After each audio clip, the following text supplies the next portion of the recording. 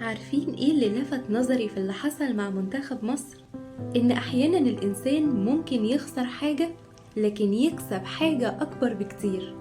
حقيقي انتم شرفتونا ورفعتم راسنا، ورغم ان حلم كاس العالم انتهى وناس كتير شافت الظلم اللي حصل، الا ان ده اثبت ان الانتصار مش دايما يتقاس بالنتيجة.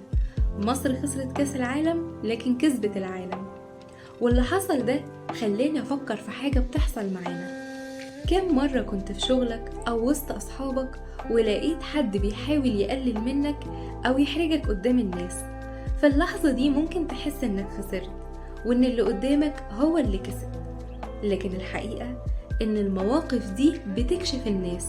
الشخص اللي بيقلل من غيره عشان يبان أكبر هو في الحقيقة بيكشف ضعفه، أما اللي بيحافظ على هدوءه واحترامه وكرامته فهو بيكسب أهم حاجة، احترام الناس.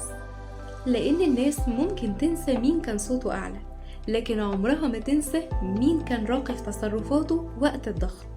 وأوقات كتير اللي ظلمك يفتكر إنه انتصر وهو مش واخد باله إنه خسر صورته قدام كل اللي حواليه. عشان كده ما تستعجلش تحكم على أي موقف من أول لحظة. زي ما منتخب مصر أثبت إن القيمة مش بس في الوصول للهدف، لكن كمان في الطريقة اللي بتواجه بيها الصعوبات. انت كمان في حياتك خليك ثابت، ما تخليش ظلم حد يغير أخلاقك، وما تخليش تصرف شخص سيء يخليك تنزل لمستواه، لأن مش كل خسارة هزيمة، وساعات أكبر انتصار إنك تخرج من أي موقف وانت محافظ على كرامتك واحترامك ونظرة الناس ليك.